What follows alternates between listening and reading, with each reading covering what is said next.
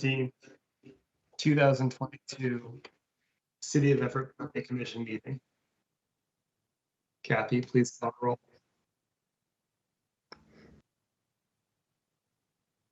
Chair Finch, Here. Commissioner Yanasak,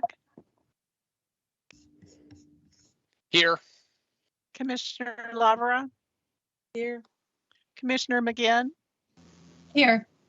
Commissioner Zielinski, Here. Commissioner Ballard. Here. Thank you. Thanks, Kathy. Planning Commission meetings remain remote for today, although we're planning on a return to in-person meetings in the City Council chambers beginning June 21st. If you are accessing this meeting via phone, please be aware there is about a 10-second delay on the broadcast and stream. If you wish to download the presentation materials or wish to comment and need to see the visual in real time, please visit everettwa.gov/planning commission. I would like to remind anyone participating to please mute your microphone, or if you're calling in, mute your phone by pressing *6 until called upon. Thank you for your patience and stay tuned for more information about following City Council's lead on returning to in-person meetings.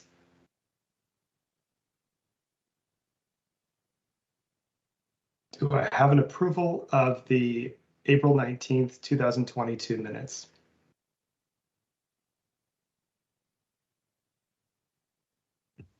I make a motion to approve the minutes.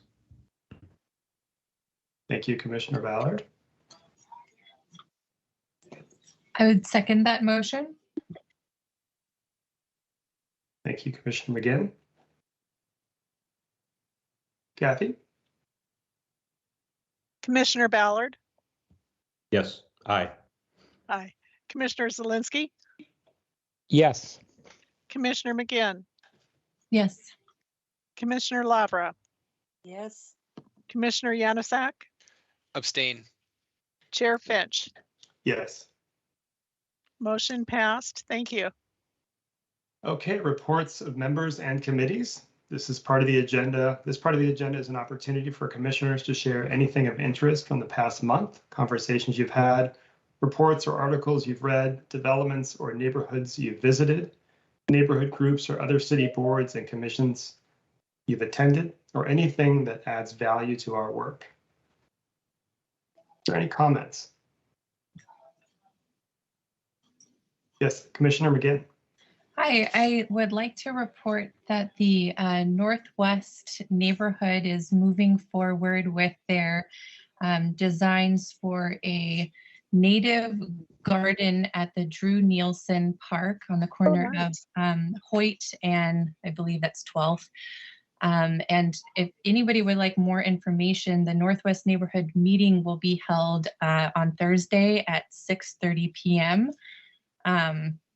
I think there's more information on their Facebook and their website, but I believe that they're still holding their meetings at the community college in Whitehorse Hall. Excellent. Thank you, Commissioner McGinn. Commissioner Yanasak.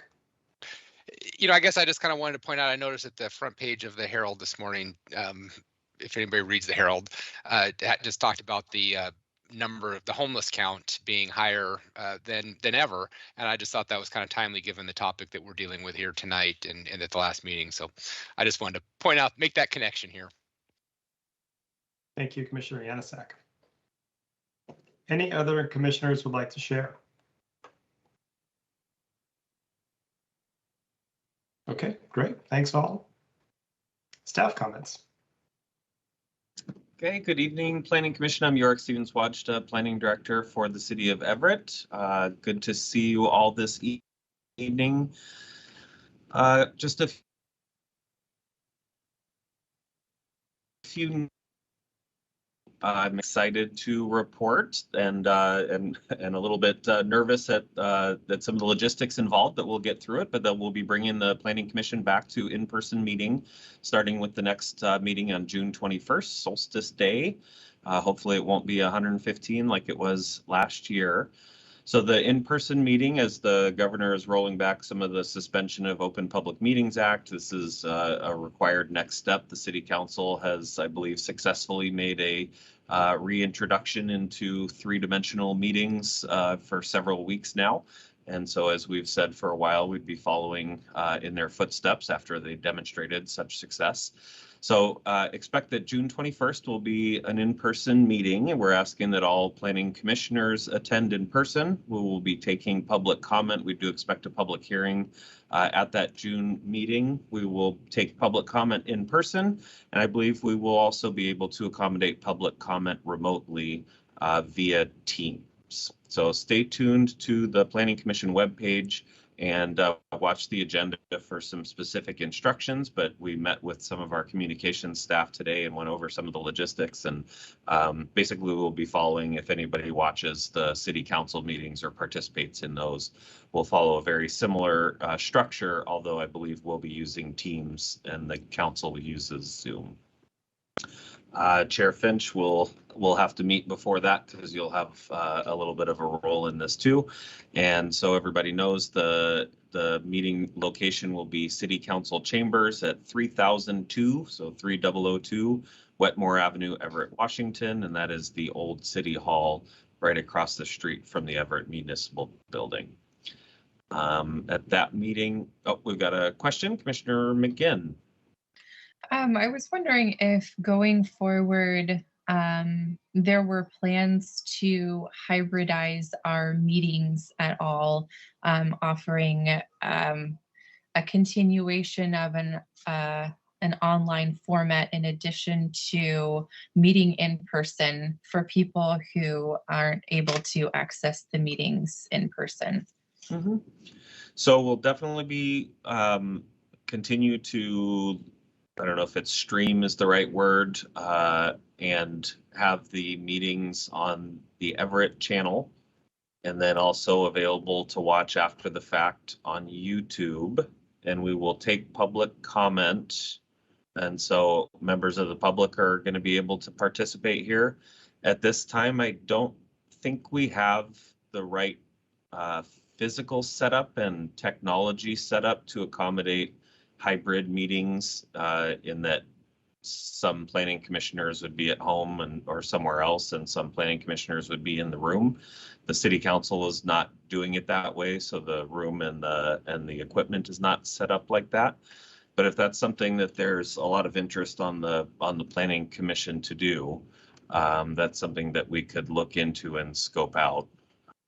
I think I was more so concerned about public participants who would like to speak at meetings but aren't always able to attend. This might be a more inclusive meeting format for people at home. If we have gotten savvy with our Microsoft Teams setup. Yes, absolutely. So yes, thank you for clarifying. Yes, we will be able to take public comment.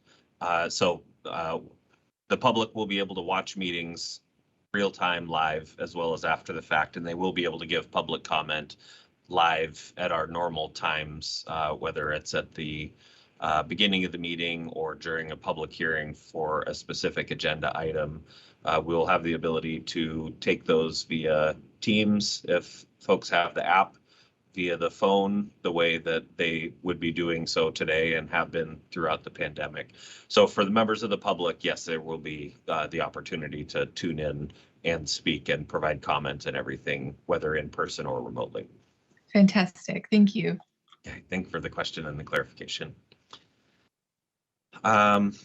So yes, in the June meeting, we expect to continue the items that we have before you today. We've got some more work to do on that.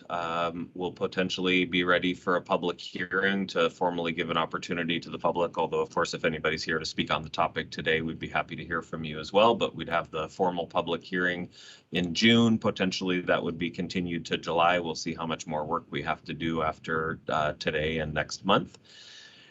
In July, after continuing and completing the public hearing and hopefully getting to a recommendation if we didn't get to it in June for these two agenda items, we'd also pick up the comp plan update again and present to you the scoping report.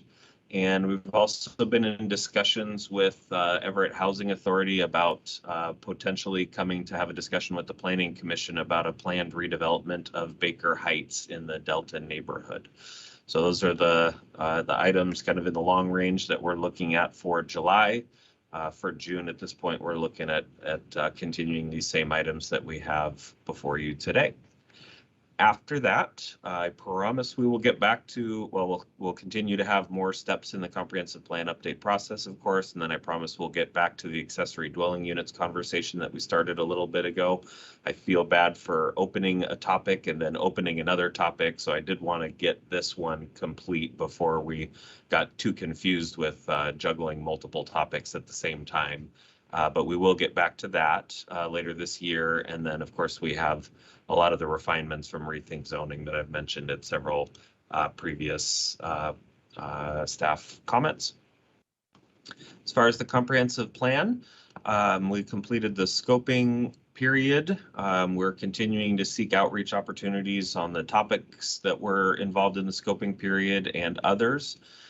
We're looking also to supplement the comments that we received during the scoping period with comments from other recent planning efforts. We figured if folks took the time to put in a comment for something like the 2015 comp plan update, well, I'll just list the ones that we were planning on using. The 2015 comp plan update, the 2017 Envision Everett visioning exercise.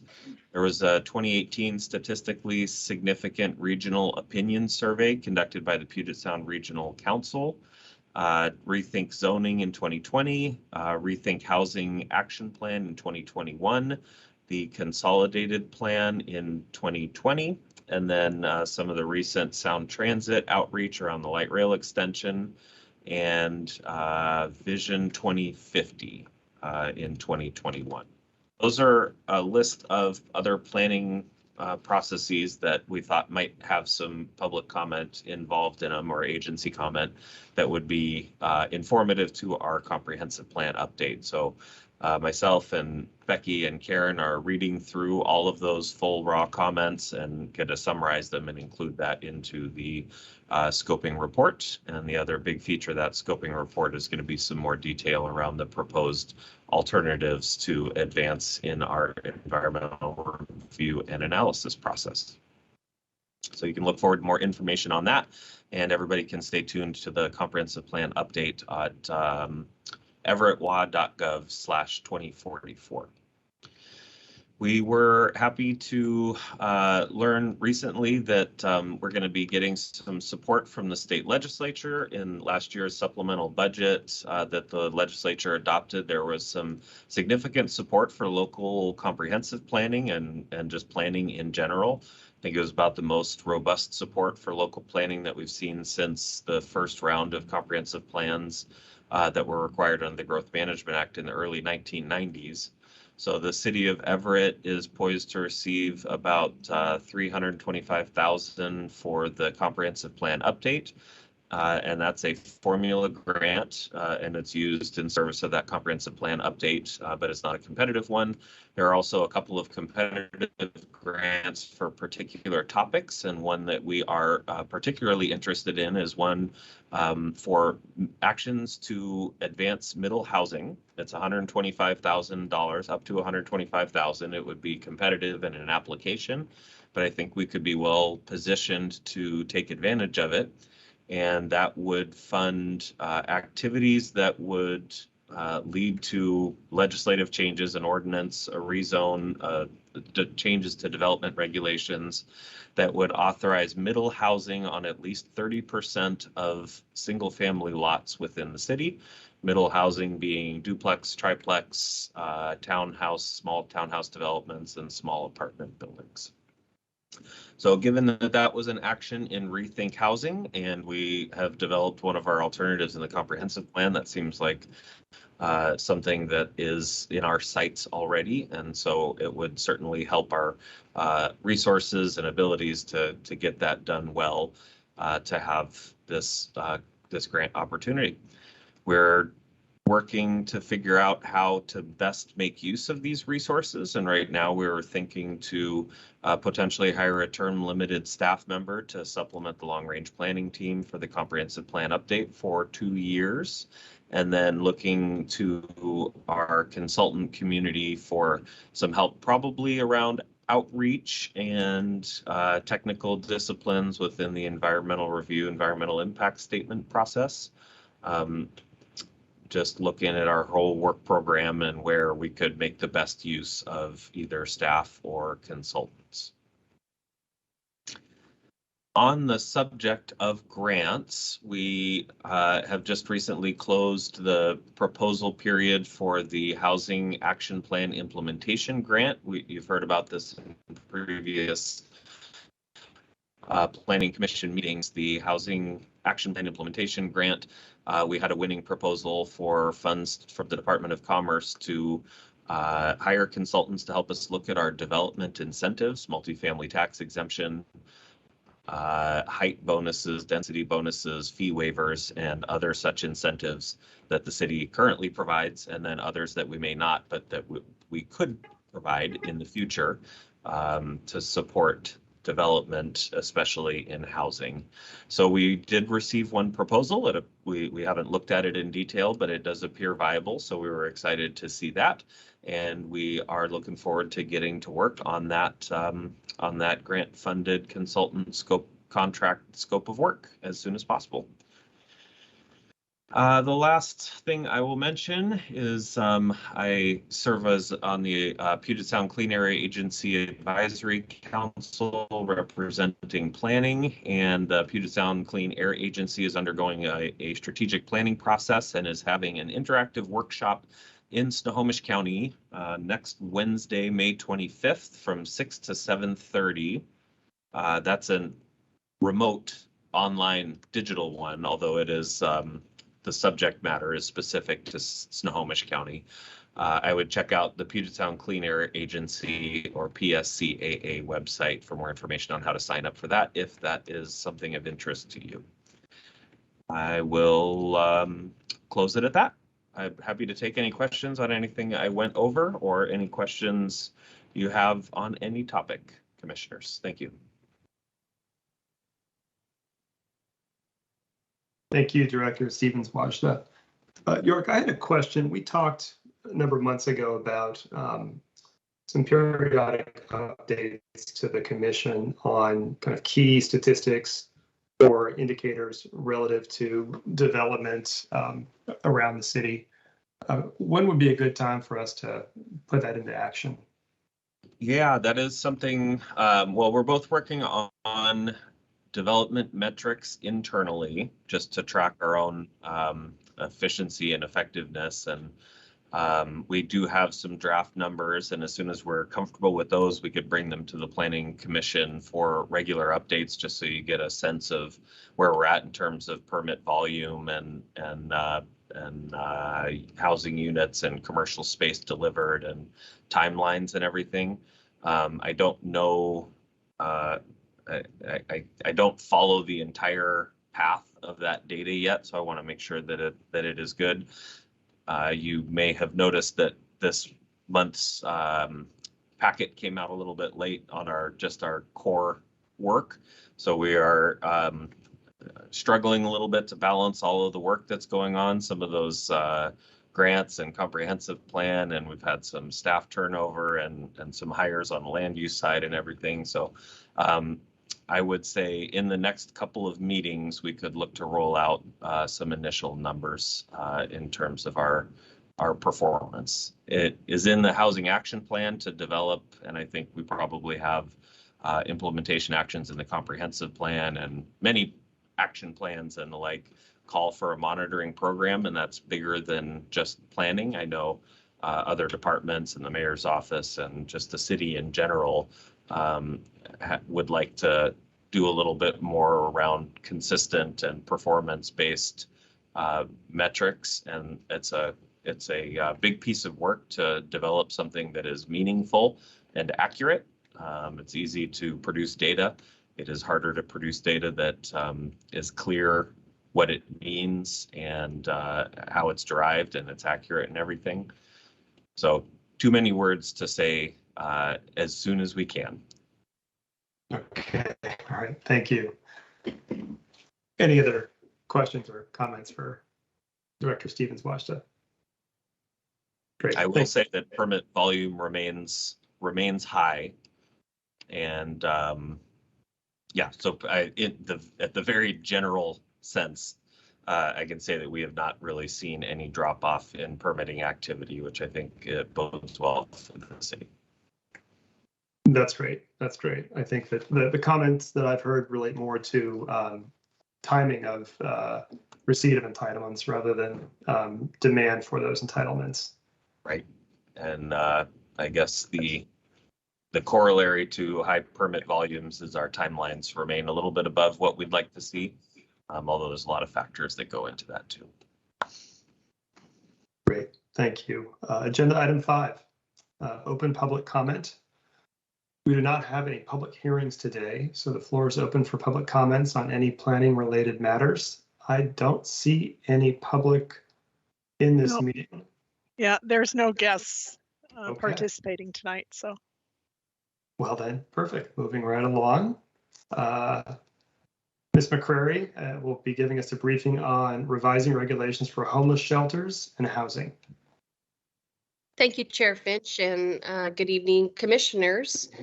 Yorick and I will both, Becky McCrary, Long Range Planning Manager, Yorick and I will both be introducing this. This subject is very complex, and we have involved a lot of people within the city to help us navigate how we should meet the state requirements in the recent legislation, and then B, what does that mean for the city in terms of what we're trying to do to help our homeless people who are experiencing homeless. So we're going to walk through this.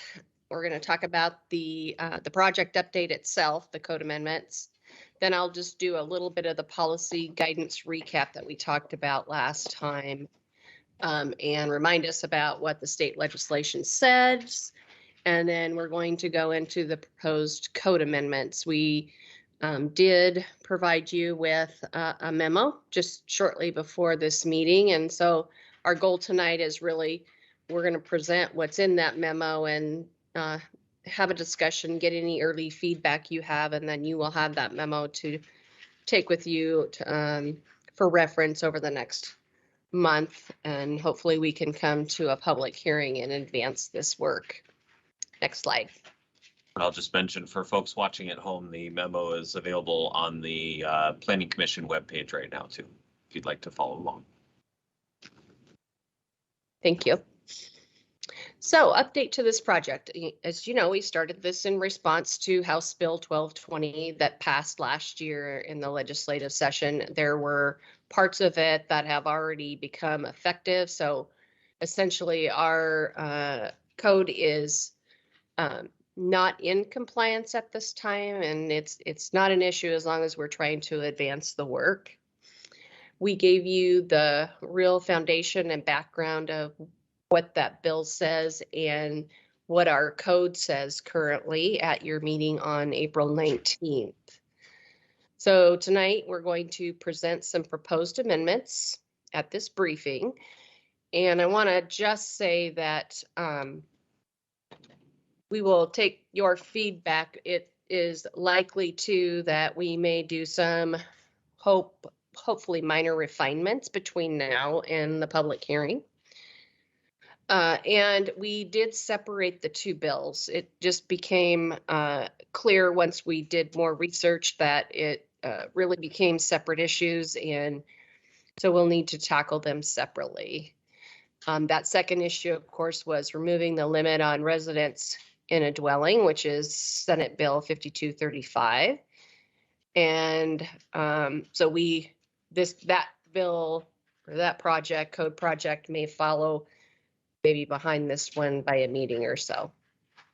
Next slide.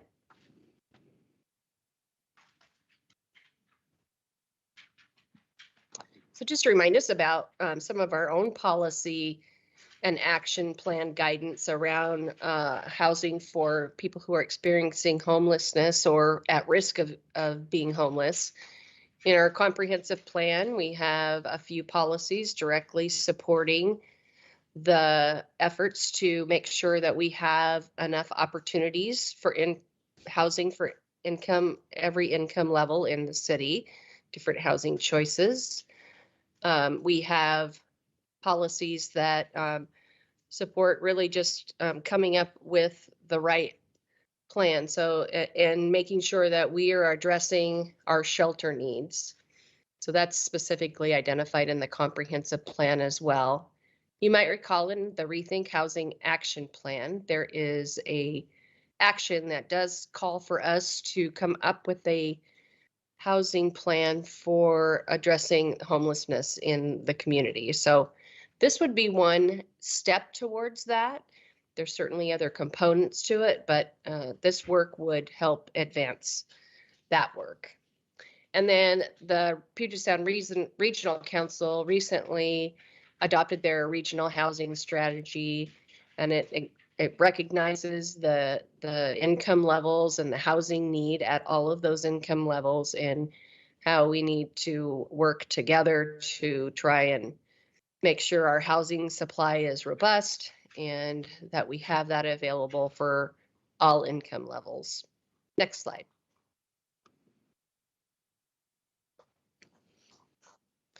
And then I like to just remind us of what the on-the-ground housing types look like, because we'll be talking about definitions and how we regulate them. Permanent supportive housing is housing for chronically homeless folks that have lived without housing for some time, and they've become, I'm not going to say used to that lifestyle, but they have been living there for a long time, and most often they have other certain conditions that prevents them from getting into a place and being able to keep themselves stable in a housing. So permanent supportive housing helps put those folks in homes, in units, and then brings those social services that they need, and everybody's different, so it helps them become more stable and helps them keep their homes. So this is Claire's Place. You might recall it's along Evergreen Way or on Peck's Drive there. It's a 65 unit multifamily development. It has been full since the first time it opened up, and we continue to be able to put our anybody that qualifies in there when there's a vacancy. And I guess the key word there is permanent. So if somebody lives there and is able to continue to live there, they can stay there for as long as they want. It's the permanent housing. Transitional housing would be something that is used to put someone in that may have been homeless. They need to transition into more permanent housing, but there may not be a place available. So the transitional housing is any housing unit. Typically they get the rental assistance and often starting to get those social services they need to start to stabilize them and help them remain housed. Next slide. And then most recently, we have these outdoor emergency shelter situations, and those can be anything from pallet shelter units to tents to tiny homes. They're intended to really be temporary, even more shorter term transitional than the transitional housing I was talking about.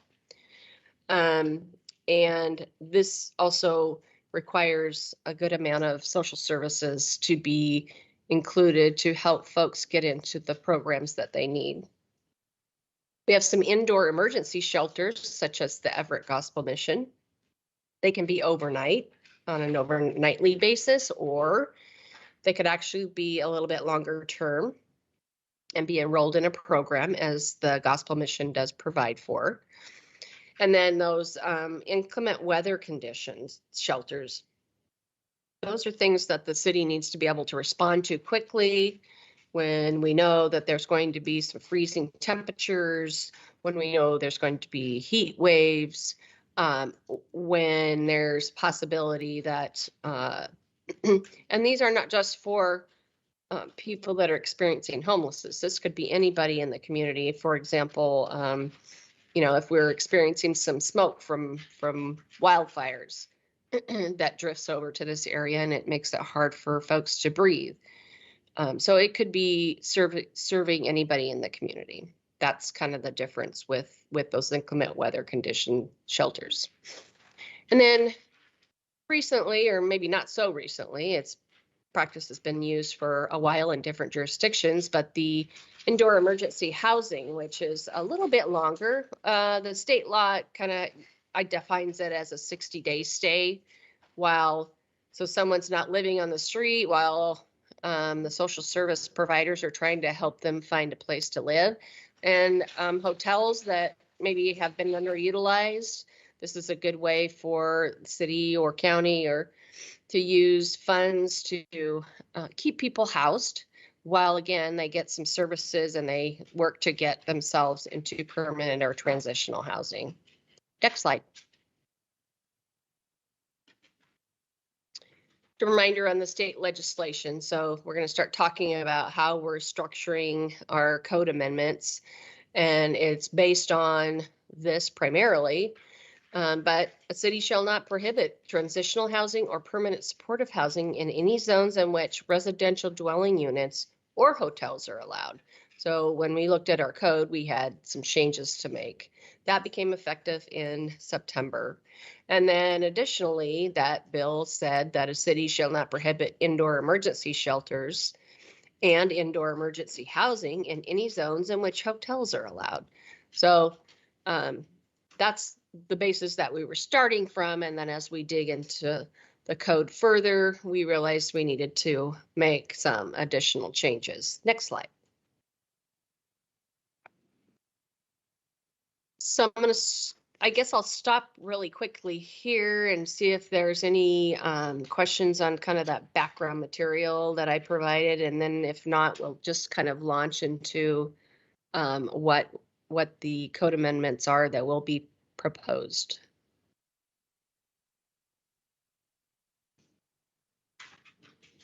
Okay, great. So currently the city has one definition for shelter. It was called group housing temporary shelter. It was a definition that attempted to group all of the different shelter types into one category under this category. And in that sense, the temporary meant a couple different things. So looking at the state law and the definitions that the state provides for these different shelter and housing operations, it was an opportunity for us to sort of separate this. So we'll start out with emergency housing, and sometimes it's hard to see the difference between emergency shelter and emergency housing, but the housing is for serving folks that are homeless or at risk of being homeless, and it's serving those basic needs for individuals. It could be for families as well. And in this case, emergency housing, depending on the length, may or may not require a lease or an occupancy agreement. In our code amendments, we are looking to use the definition provided by the state in the RCWs.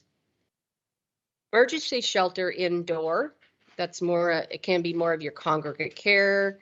It could also be hotels or some other type, but it provides temporary stay for indoors for individuals who may currently be experiencing that homelessness.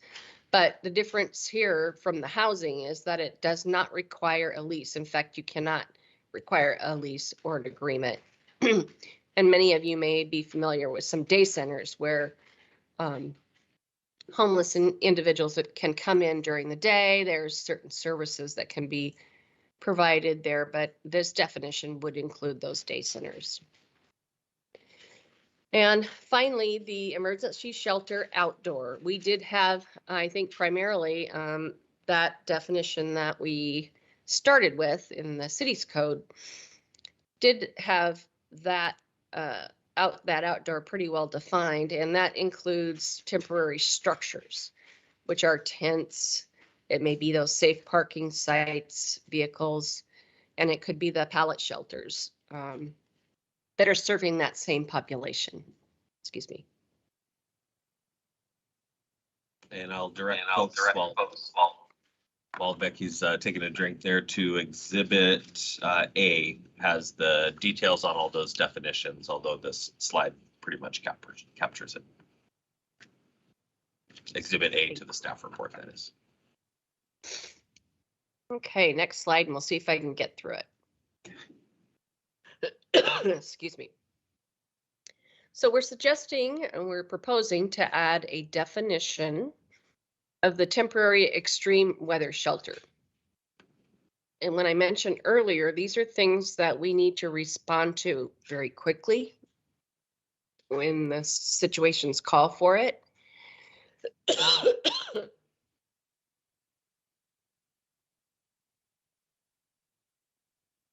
Yorick, maybe you could take it here. Sure, I can do. So yes, temporary extreme weather shelters. These are short term. They are limited to the duration of the extreme weather, heat or cold, or extreme environmental conditions like smoke. This is potentially serving the unsheltered population, potentially serving others who have shelter but maybe not air conditioning or failing heating or are suffering from the smoke and just need some relief. So this is different than the other shelters, which would operate potentially year-round or likely year-round, and it would could be repurposed portion of a building. I know a couple winters ago, the county campus opened a portion of their administrative building for a cold weather shelter during a particularly frigid snap. We have not had a definition for this before. I don't think you could consider it as captured under the group housing temporary shelter. Maybe you could. I'm not sure what our permit process was for the one that operated in the county and some of the others, but this is one that popped up as a need for creating a definition. There's not a whole lot in the way of regulations currently, but this is the kind of thing that we'd love to hear if we're missing anything on this. And on the right side of your screen there, we've got transitional housing, which we will use the definition straight out of state law. And remind me what the difference between transitional and supportive housing is. I know there's a lot of overlap there. Yeah, there is. And it's also for persons or families experiencing homelessness. It also includes the supportive services, but the transitional housing really expires, that particular, what we call program expires after a couple of years. So that's because the goal is to move them to folks towards more of an independent living situation. So, and you might recall the permanent supportive housing, folks can live there as long as, you know, they can meet the requirements that it takes to live there, and they want to stay. Perfect. Yeah. Good teamwork. Shall I continue? Yeah, go for it. We also wanted to combine, so supportive housing, there was an ordinance a few years ago. We covered this in the last Planning Commission meeting. We essentially see that as the combination of a dwelling and social services. So it's an apartment building, a multifamily building, could be a smaller building, a triplex or something that provides housing. And then it provides also on-site services of some kind, whether that's rotating staff that come through and provide service to the residents, or on-site permanent or regular services. So as part of that, we looked and we had two different definitions, one for community services and one for social service facility. There was a ton of overlap in there, and I think one of them was a legacy of a previous use that was no longer in use. So we checked through and made sure that we weren't abandoning some word without a definition, and then went ahead and combined those two into one new definition, which is social services.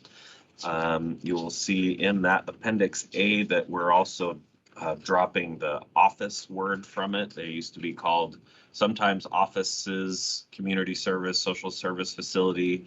Other places, the office part wasn't there, I think, in the definitions. So either way, combining those two into one definition of social services, which is a use operated by a public agency, nonprofit, or other organization of a charitable nature, providing service to the people of the community.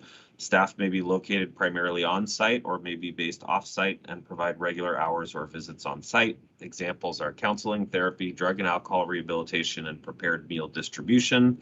Does not include schools, hospitals, clinics, daycare, food banks, or residential uses. So that would capture both the service component of supportive housing, and it would also capture standalone social services that are already in existence in our community. So those were the changes to the definitions that we've proposed, again detailed in Exhibit A. Here is the use matrix, just an excerpt of it for the definitions that we have either proposed changes to, or you can see like the dwelling units we're not proposing any changes to, but it's useful to see where they are just to cross-reference with some other things. So you can see here that we are proposing to delete these two rows, group housing, temporary shelter, and replace them with these three rows, emergency housing, emergency shelter indoor, and emergency shelter outdoor. The key to these, so let's take a look through each of these zones and these reference notes. 9, these cells used to mean that pursuant to state law, a religious organization may host the homeless on property owned or controlled by the religious organization. So state law preempts local restrictions on emergency housing, emergency shelter, whether indoors or outdoors by a city. So that footnote 9 was already there to reflect that, but we are allowed to establish a review process that could include conditions, and it is fairly strictly limited.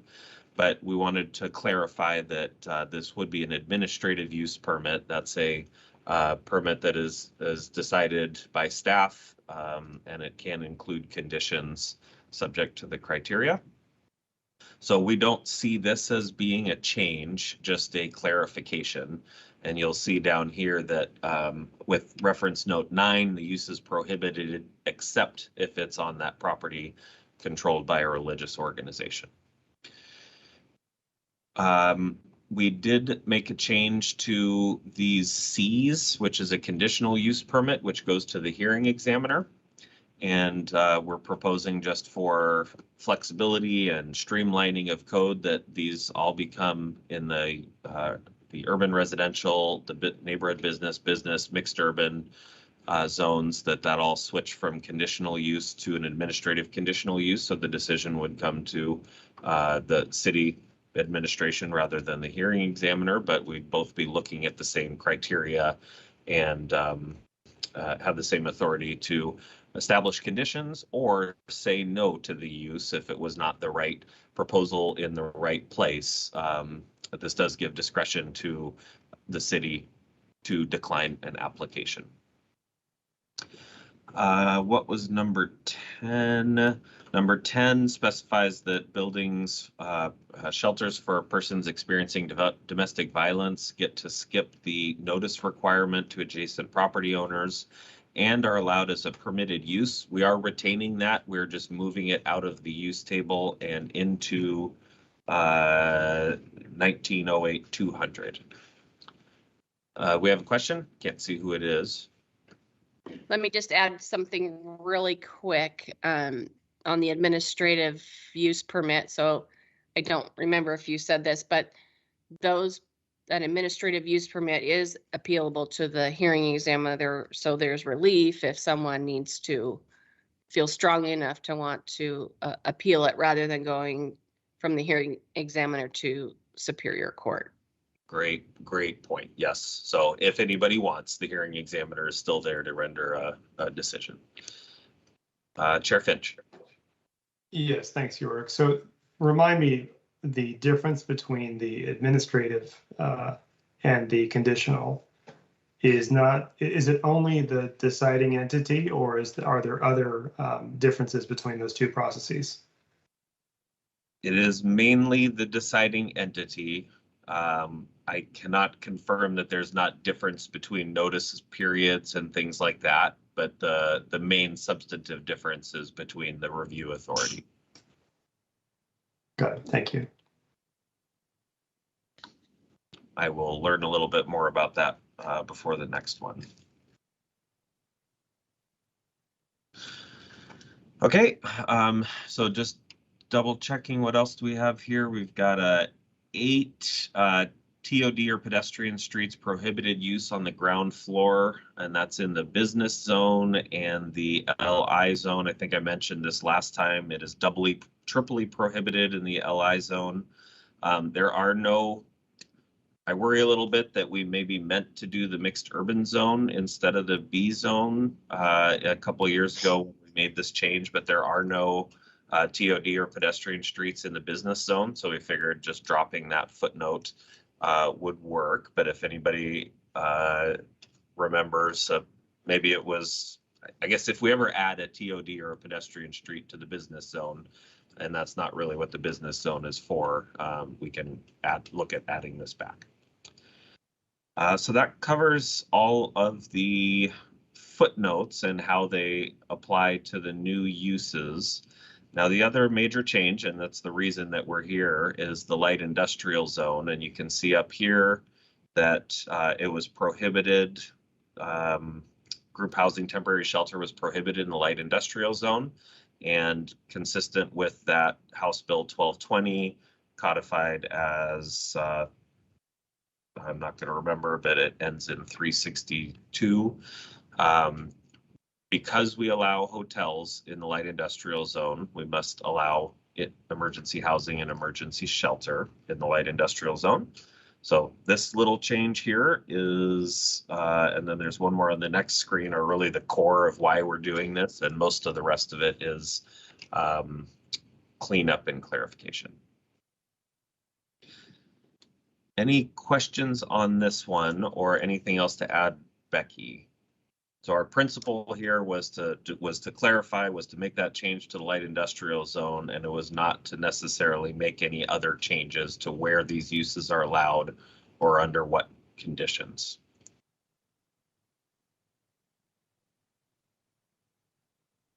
Commissioner Ballard? Yeah, I just want to clarify. So on the temporary extreme weather shelter, under the business and the MU, you have it as a P, so that's outright permitted? Yes, thank you. Yes, I meant for a bit, I was considering the temporary extreme weather shelter as a child of the group housing temporary shelter, but then we got to thinking that that's not just there for the unsheltered population. So the thinking here was that these are short-term, potentially urgent situations. So you would hope that we're pre-planning for, we know that inclement and extreme weather is going to happen at some point. But there may be a situation, I bet there will be a situation where we find out that it's going to get really, really cold, hot, or smoky, like 6 days from now. And so we wanted to make sure that we had the ability to be nimble and not have either a long drawn out approval process, or even some concern that if there's a weekend or if some planning staff are on vacation, that we would have trouble opening one of these. So permitted use means just go ahead and do within the neighborhood business, mixed urban, and light industrial zones. So that would include things like if we were able to repurpose portions of the the municipal building or a new construction community center or any other sort of building within those zones. And then for the other ones, we were thinking for the UR3 and the UR4 zones, nothing came to mind in terms of buildings that would necessarily be well suited to that, but we don't know, and this is built for the long term. But that in those zones, you would have to take a look at that ahead of time, and you do that administrative use permit. So you would not be able to probably get one permitted within the week ahead of time notice that you would have for a great freeze coming.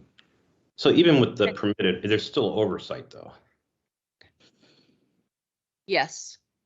So if you see over there next to the term, it says CEMC 1913-190. So it isn't, you can just open it up. There's some level of inspection and making sure that life safety issues can be addressed. Right, but there's still a permit or something that the city okays that. Like if it's on a weekend, just trying to picture that of the three echelons of the conditional use, the administrative, and then the permitted. I mean, there's still somewhere where somebody comes in with some kind of an application and says, we want to do this, or is it just truly free for somebody to set this up? I will check on the details of that. Yeah. With normal development, if it's a P permitted, there's no approval process, but you usually have to go through a building permit or a business license or something that's kind of an associated check. With this, you wouldn't have a business license because it's not a commercial use. You wouldn't necessarily have a building permit either. There would have to be some way for the fire marshal and the building department to get involved to ensure those life safety. And I will have to check exactly what that path would be, because a building might be made for a certain level of occupancy, and then a nonprofit or something that is, you would think that government is going to be taking care of those, but there could be a nonprofit with the best intentions that might be overloading a space. So I will check on the particular path. And I'll note that 1913-190 is Exhibit F, the very last page. And really, there's nothing there right now. So we have the opportunity, if there's something that we're missing, to add to that regulation. But right now, it just says once the heat's gone, you have to shut the thing down. So this might be the place for requiring some kind of memorandum of understanding. You'll see that in another area, but just a thought.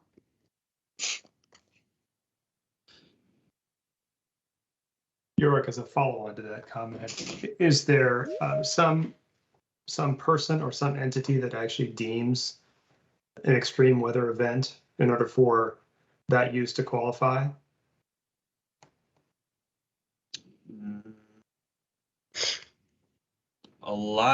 We could, I don't know how you would do that without defining like temperature parameters in here. I think we have authority through, a lot of this ultimately falls down to common usage of language. If something is not defined, you would go to the dictionary definition or just how the city, at least as a first blush, interprets something like this.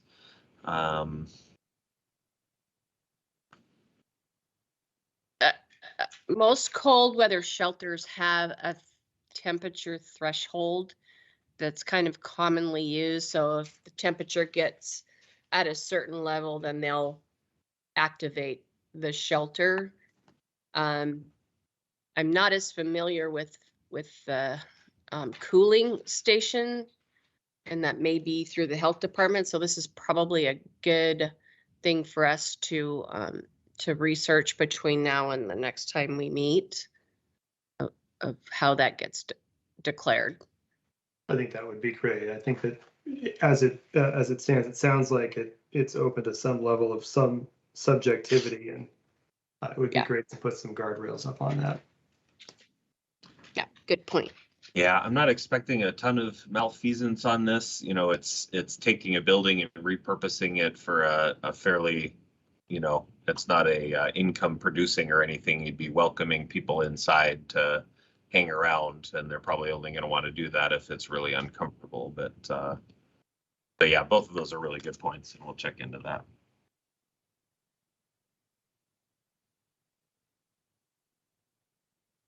Trust but verify. Okay. Any other questions on here? Those were great ones. Okay.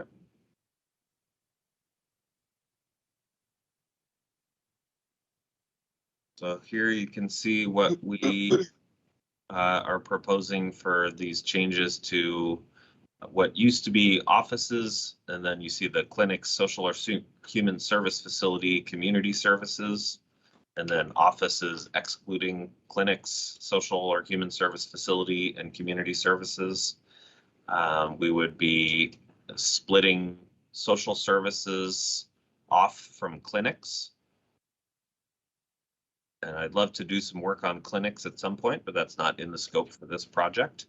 And then offices would stay the same. So the only change we're making here, other than the separations and the renaming, is to allow the social services in those lower density zones. You can see that here, the P with the 6, and the 6 says social services permitted as an accessories only in permanent supportive housing or transitional housing facilities, and services provided on site shall be limited to residents of the facility. So this is that second thing that was driven by the requirements in the state bills that said for permanent supportive and transitional housing facilities must be allowed wherever dwellings are allowed. So we do think that, you know, for the scale to work, most of these are probably going to be multifamily buildings and are not going to locate in the R1, R2 zone. But either way, the state law says you must allow them in those dwellings, and there could be a circumstance where that would be allowed.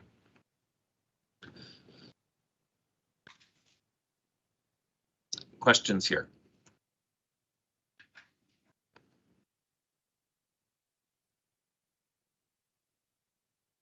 Okay.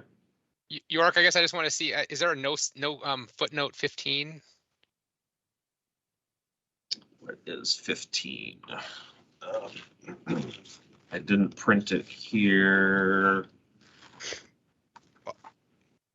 I just see that in the for the offices, Yeah. it's cited there, but it's not below. And I don't know if that's just an oversight or if it's just not shown here. That's fine. But Yeah, I just want to point out if it's missing. Yeah, I think it was just to save space on this Okay. slide. It wasn't directly applicable. It is allowed as an accessory use only. So offices like the one I'm sitting in right now are not allowed standalone in the industrial zones. But we frequently have a manufacturing facility with an accessory office included in it.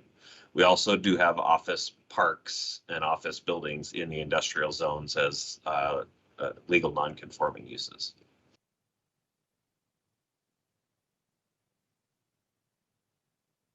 Okay.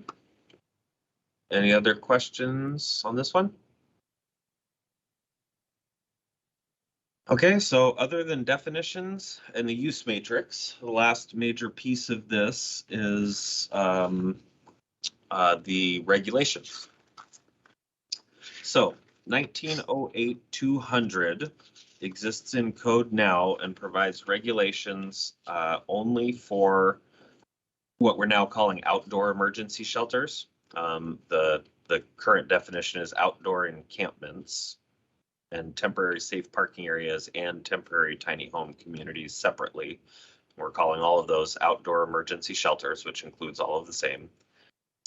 We're proposing to expand this section to also apply to emergency housing and indoor emergency shelter. So those three uses that we were that we talked about the definitions for. And then we were going to rework a lot of the text and requirements and standards and regulations that's in here into 5 parts. Applicability just is what I just said. It now applies to emergency housing and indoor and outdoor emergency shelters. And then B, C, D, and E are kind of narrowing in applicability. General provisions are a couple of things that would apply to all of those: emergency housing, emergency shelter, indoor and outdoor. And then C is indoor emergency shelters and emergency housing, but does not apply to outdoor emergency shelters. D is indoor emergency shelters and outdoor emergency shelters, but does not apply to emergency housing. And then E is only for outdoor emergency shelters. So that's the proposed structure. And I will go through quickly. Here's the 10 topics, I believe it is, that the current 1908-200 addresses. And we're carrying forward most of these with some amendments and dropping a couple of these that seemed redundant to other sections of code or otherwise did not seem to add the value that is necessary. So the applicability, again, expanded to include those emergency housing and indoor emergency shelter, still would not apply to emergencies or disasters as defined in state law, or there's a state law that talks about these tiny homes in a manufactured and mobile home park, and we're keeping that language. The general provisions would, this is where I mentioned that we moved that reference note about domestic violence shelters and no notice to adjacent property owners. So that is moved whole cloth into this 1908-200 and out of the use matrix. There were just a ton of reference notes and little numbers in there that was making it hard to read. And as a principle, if it applies to every zone, it probably doesn't belong in the use matrix, but is better in a special section for that type of use. Same thing with this reference to state law for allowing the religious organizations to host homeless on property owned or controlled by the religious organization. And then third is there was a list of enhanced fire safety considerations that call for the city may require an organization to enter into a memorandum of understanding for fire safety that includes inspections, emergency procedures, viable evacuation exits, panic bar, exit doors, fire water agreement, operable smoke detectors, and a plan for monitors familiar with emergency protocols. So this was already existing for the outdoor shelters, and these all seem like good standards for the indoor shelters and emergency housing as well. So we propose to expand that applicability. I think pretty much all of this is probably covered under the fire code, but it is a good reminder and it is a requirement for kind of a consolidated plan. Any questions on this one? So all of it is existing language. It is just number 3 there is going to apply to the indoor facilities as well, where it does not currently. Okay, moving along. Indoor emergency shelter and emergency housing is a pretty simple one. It's just a reminder that those are buildings that are subject to the development standards of the zone in which the facility is proposed. So that's things like setbacks and design of the building, its relationship to the street, lot coverage, and other sorts of development standards. Indoor and outdoor emergency shelters. This is D, and this is on page 2 of Exhibit C. We are here. So these are being expanded from what is currently required for outdoor emergency shelters. We will now require it for indoor emergency shelters as well. Prior to the land use application, the managing agency and sponsor of an emergency shelter shall prepare a management responsibility plan.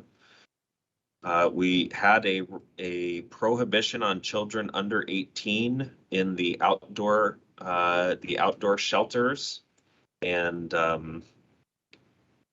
we are moving that into this management responsibility plan and including the option for children if there are family shelters. That's something that we're looking at opportunities to do right now.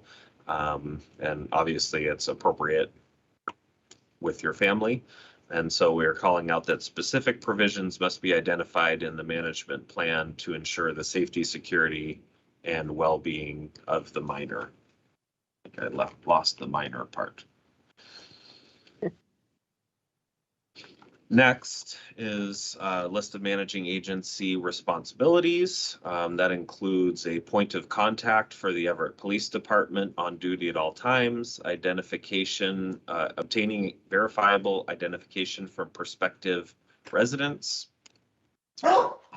requirement for the managing agency to immediately contact the Everett Police Department if someone is rejected or ejected for an active warrant or a match on a sex offender check, or if there's a potential threat to the community. A requirement to permit inspections by city code compliance officers, building inspector, permit services manager, fire marshal, or their designee without prior notice. And a requirement to cooperate with other providers of shelters and services. So this is all under D2, page 2 of Exhibit C. So you can read through over the next month here. A transportation plan, that's number 3, and this is for indoor and outdoor shelters. Transportation plan required, and the shelter must be located within a half mile of transit service. And then a code of conduct is required by the managing agency, which includes no drugs or alcohol, no weapons, no violence, no flames, no trespassing, no loitering, no disturbing, no verbal abuse, no littering, and quiet hours from 9 to 7. Just like most of these, all of this is in existing code for outdoor shelters, but again, we are proposing to expand it to indoor shelters. And then all of this is modifiable with an application, and that is discretionary by the city. I think for pallet shelters, we had to do modifications for a couple of these, and basically there was a narrative provided by Everett Gospel Mission and other partners to why it was appropriate to modify that requirement.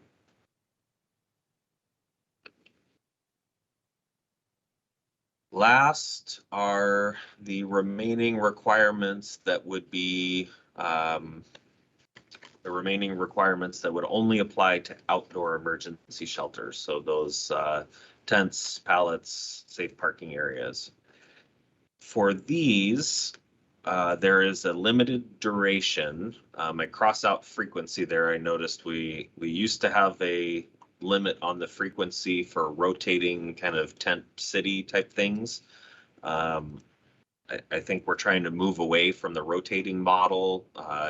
That may still be a possibility, but we don't want to force a well-run operation like perhaps the pallet shelter community at Everett Gospel Mission. If it's running well, we don't see the reason to force it to leave for 2 months and then come back later. Not very efficient. So cross out the frequency part, but duration, there will be a need to come back and reapply annually for the permit from the city for this. And that's just a way for us to ensure that it's being well run. And unlimited potential for extensions, but a check-in required every year. Next is maximum size. These outdoor emergency shelters are currently limited to 100 residents. I don't think we had a limit on the number of units, whether it's tents or pallets or vehicles, but we're adding a limit of 40. That's a new proposal. This is E2 on page 3 of Exhibit C, if you're following along. Setbacks, fencing, lighting, all stays the same as existing code. Residents, you'll see the crossed out the no children under 18. As I mentioned, that got moved up to applying to both outdoor and indoor. Residents must agree to abide by the code of conduct. Inspections, all of that remains the same. The other, I believe, remains the same as we have now.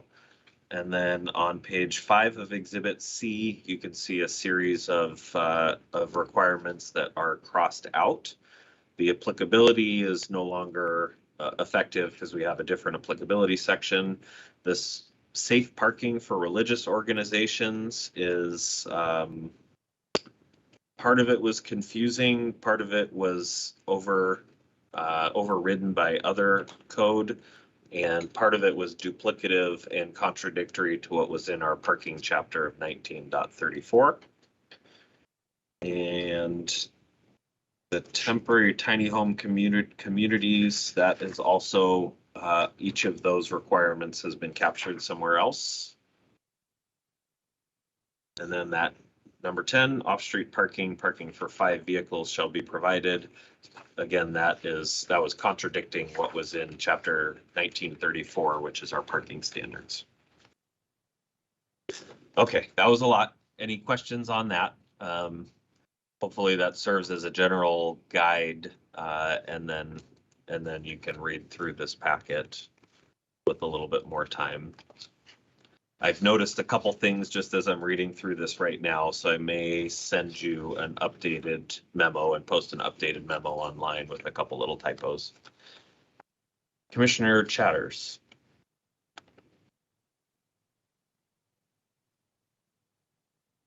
Oh, did we not get the audio figured out? You can, if you're able to type the question into the chat, if it's a brief one, I'd be happy to tackle that one. This is the last meeting, I think, that will be an issue. Hopefully the microphones all work in the council chambers. So yeah, feel free to send a chat or send an email or something, and we'll try to get that question. I was just gonna point out one thing regarding the safe parking. For some reason in the state law, it referenced a minimum number of safe parking spots, which didn't make any sense to us. And so I think we've got that crossed out in there. It's like what we're really trying to say, I think, is that you can have these safe parking spots, but you can't reduce your regular use parking spots below what you really need to have to meet the city's regulations. Yeah. So that's Exhibit C, page 5, 4A, under safe parking for religious organization. Says no less than 1 space may be devoted to safe parking per 10 on-site parking spaces. We could not. We're scratching our heads on that one. I think we have a question from Commissioner Ballard. Yeah, I would just question on why we limited the number of for the shelter pallets to 40. It seems arbitrary since we already have a limit of 100 people, and it seems to be working so well out at the Everett Gospel Mission. Why would we limit that? That's a great question. Because if you get, so we're trying to put parameters on different ends. If the total number of pallets that are going to be out at the Everett Gospel Mission will be 40. So there's 20 plus 20. But when you get more dense than that, I think, we've talked to the community development and folks that are working around these solutions, and that tends to maybe overwhelm the sponsor, the managing agent, and that could impact, of course, our emergency service providers. And this seemed like a good parameter. So the 40, you could have 2 or 3 people in one pallet shelter, depending on the size. So it could be bigger than that. But that is the thinking and kind of the guidance that we got from community development, who works with our homeless service providers regularly and shelter providers. Thank you.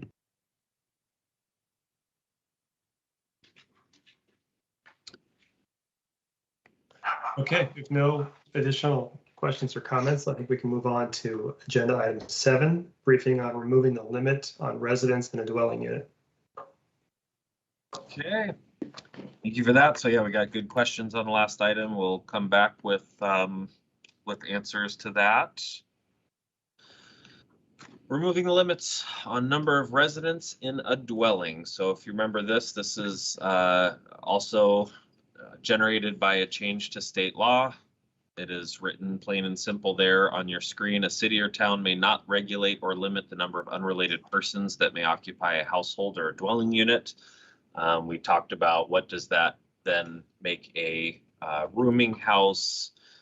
Here is our existing definition that conflicts with that requirement in state law. We limit the definition of a family to a group of not more than 4 related and unrelated adults, not to exceed a total of 8 related and unrelated person. And then the definition of dwelling connects to that definition of family. Dwelling is designed for the use by one family, ergo we limit the number of persons that can live in a dwelling.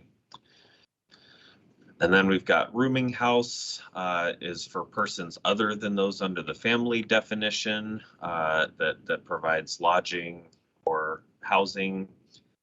And rooming house is not allowed in single family zones, but dwellings are. So essentially, if we just delete the definition of family, then what is a rooming house? So we are honestly a bit perplexed by this, although we're getting some inspiration from a couple other cities that are tackling this. Bellevue has wrapped up their amendments and Edmonds is middle of the way through it. Bellevue, we're trying to think of what is the problem that we're trying to solve. So what would be the negative outcome if you did just drop the limit on the, maybe just delete the definition of family and then delete the definition of rooming house? I guess you'd run the risk of having rooming houses in single family neighborhoods. Trying to figure out what exactly it is that we're trying to prohibit if it is not the number of people in the unit has been a bit of an exercise for us.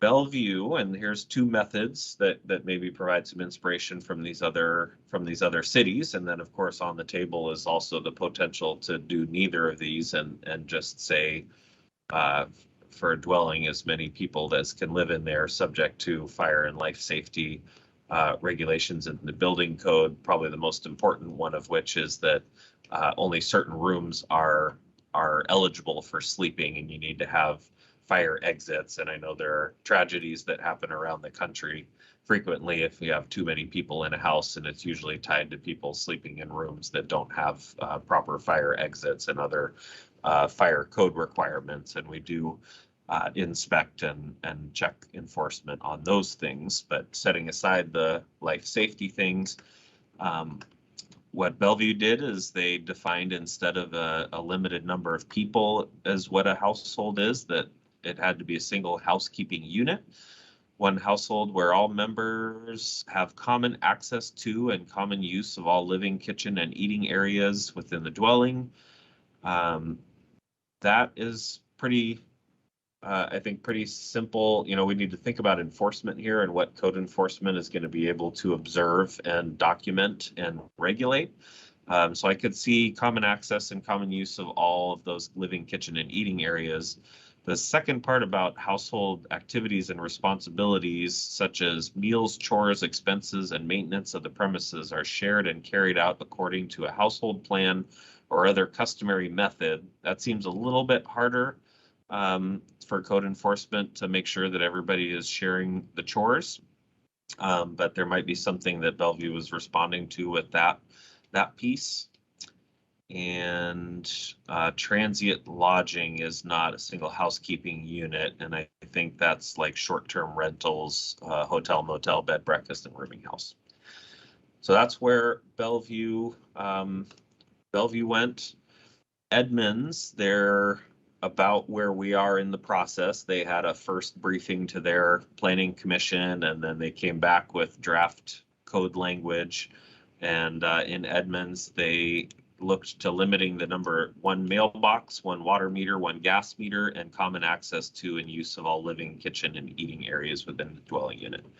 So you can see a theme with that common access to, and I think that resonates with me a little bit, because you know, that there is something different, and we've heard this from our building official, that the less familiar that people are with each other in the household, that kind of ups the risk a little bit in the sense of a fire, where if there's a fire in one household, everybody says, you know, everybody got out, or we're missing this person or not. And the less that people know each other in a household, the less that is possible.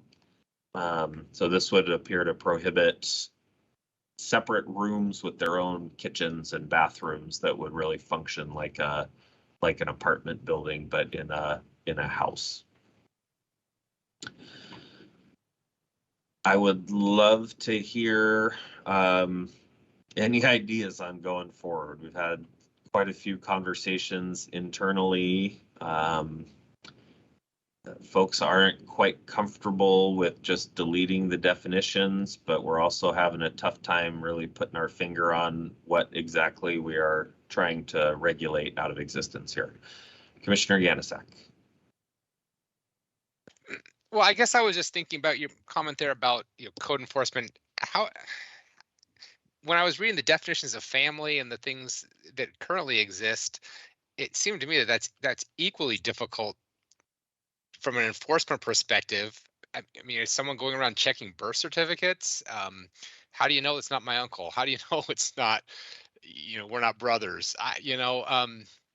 So it almost seems like you're just treating one enforcement issue for another, and but the current situation appears to me to be fairly difficult to enforce anyway. So if you got rid of it, would you really be changing anything, except in the most extreme examples where it's obvious that, you know, a house has been modified and they're, you know, trying to fit 10 people into a 1,000 square foot house or something. So I guess that was the question I had when I was going through this: is does it really matter, other than in kind of the abstract anyway?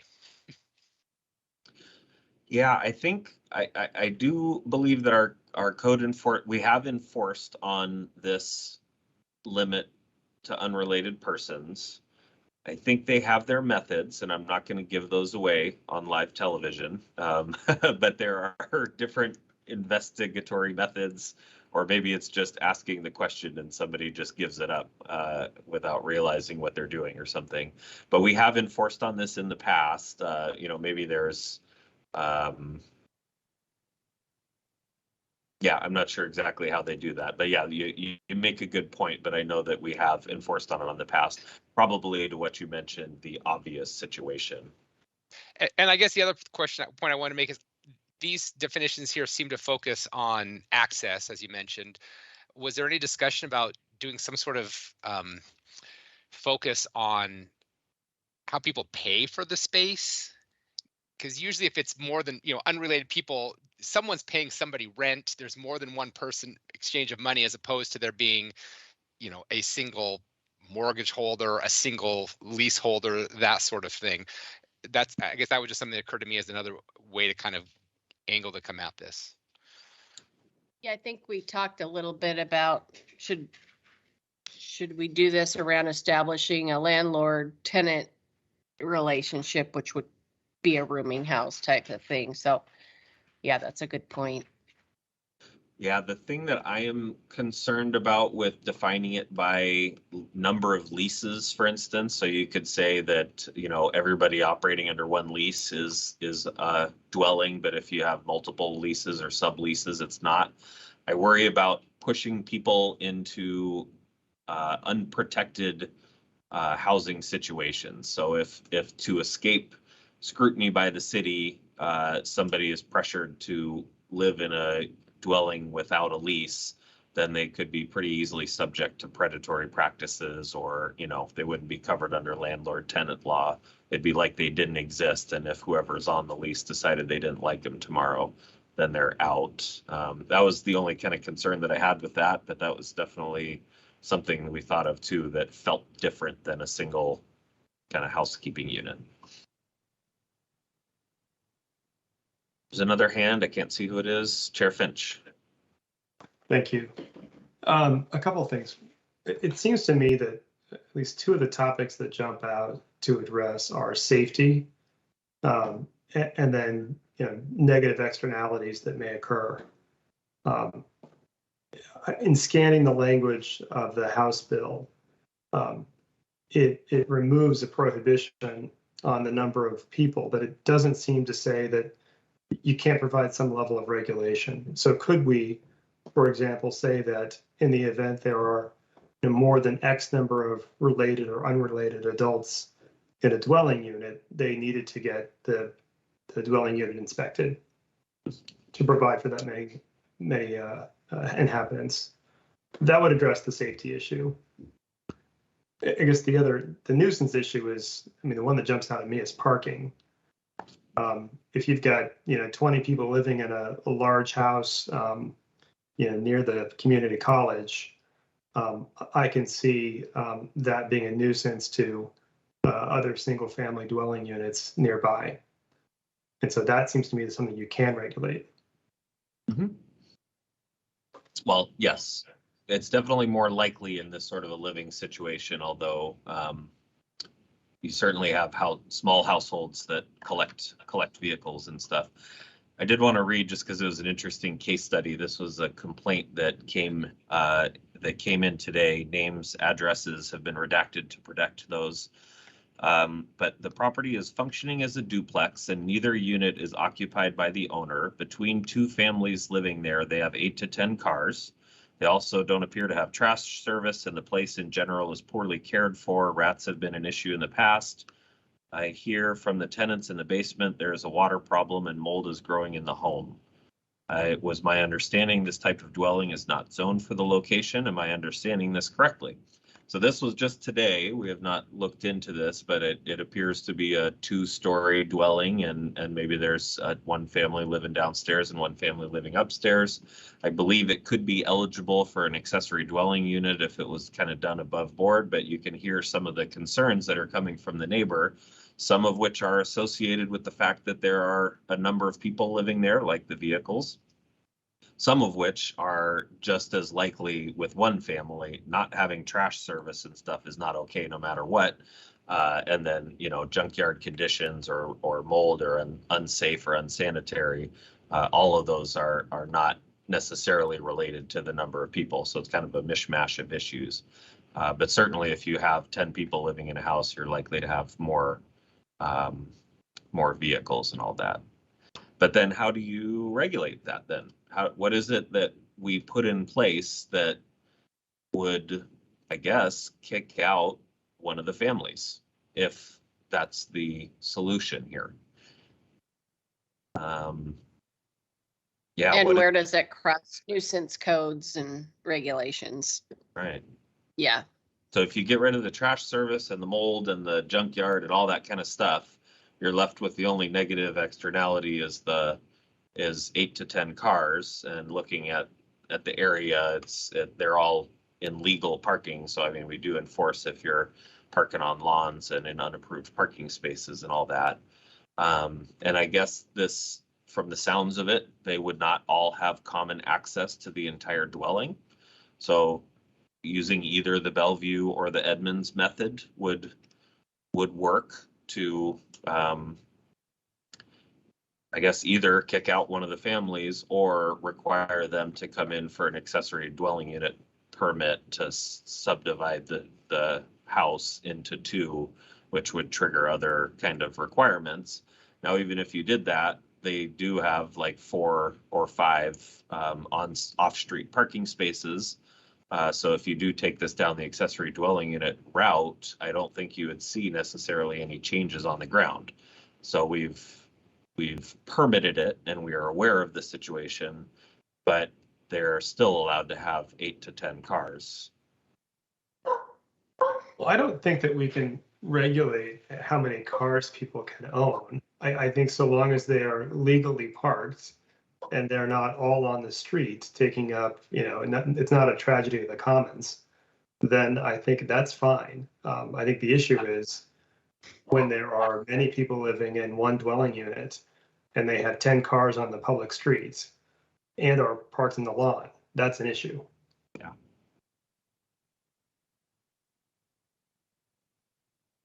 I saw another hand. York, that might be me again. I guess I just want to say, kind of just in comment to what you were just talking about, I suppose the other option could be for the people in the house just to open it up and allow everybody to have access equally. Right. And then they get around that problem, at least temporarily until the next complaint comes in, right? Right. If they were able to work together like that. Yeah. Thank you for sharing in our perplexedness as we've been trying to work on this. There was another hand. Commissioner Zelinski. Yes, thank you, Chair Finch. I was just wondering if the fire code imposes occupancy limits on single-family dwellings based on egress available to the house. I believe not to any scale that in terms of like number of people that can be inside of it. I think the strongest regulations there come with regulating the sleeping areas. Maybe if you start getting into the dozens of people or something like that, but you can imagine a party has lots of people in it, and I don't think most parties violate the fire code. Probably a difference between a one-time event with a lot of people in a dwelling versus a regular event where just by the amount of time during which you have many people there, and especially at night, one of the danger is probably higher. That might be a different situation, but I'll get the details on that. I think I already promised the details on building code last time, but yeah, my thought was that that's something. Yeah, Go ahead, Commissioner. My thought was that might possibly provide a way out to rely on the fire safety code if it addresses this. Obviously, if it does not address it, then so much for that idea. Right. It's a good start to make sure that everybody's got exits from their sleeping room, at least. Yorick, Commissioner Chatters did put something in the chat. And she gave an example about, what are our interests beyond, health and safety, fire and building codes and regulating more than 8 people in a dwelling. And then she quotes the example of sober living facilities, which already exist. And that's true. And we have permitted those through what we call a reasonable accommodation provision that we have. So I think this is similar to Commissioner Zelinski's question about, aren't there other codes that regulate, the number, how many folks can be in a dwelling unit and when it becomes unsafe? When does it become unsafe? Yeah, the sober living was, I think, a big piece of this. Oxford houses and similar ones. I think we even went to court a decade or two ago seeking to prohibit the establishment of one of these, which is a communal residence where everybody, sober living and mutual support and everything, but can have some of those, parking and other sort of quality of life impacts to the neighbor more, or at least the risk of it.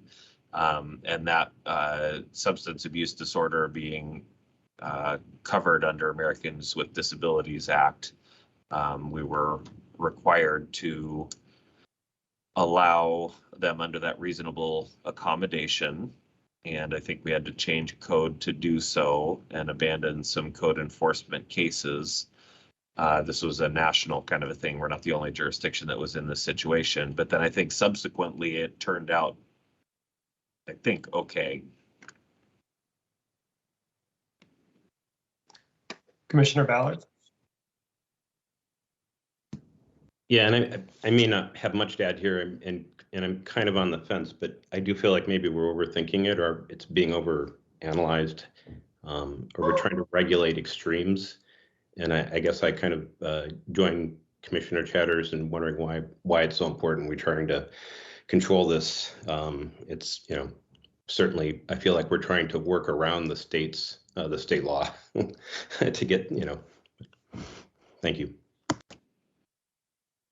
Yeah, that's one of the options is just to drop this. Unfortunately, we can come back and change it later in response to a circumstance or a case, but a lot of planning and regulations involves kind of imagining the worst sort of malfeasance that's tied to this, not the situation where you do have people just seeking housing and living together to save costs.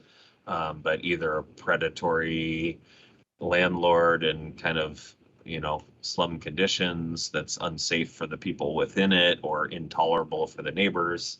I know in Bellevue, the long battle was indeed about college students near Bellevue Community College. There's a community of, I think, particularly large houses, and you would have bunch of young people living in a house, and that can get loud sometimes, or at least the risk was there for it getting loud. And then it's just an assumption that if we adopted this rule and fought for it in the past, it must have been for something. But yeah, I'm having a tough time really putting my finger on the problem. So thank you. Any additional questions? Okay, well, thank you, commissioners and staff, for the discussion this evening. I think the meeting is adjourned. Yes, thank you. All right, thank you all. Have a good evening.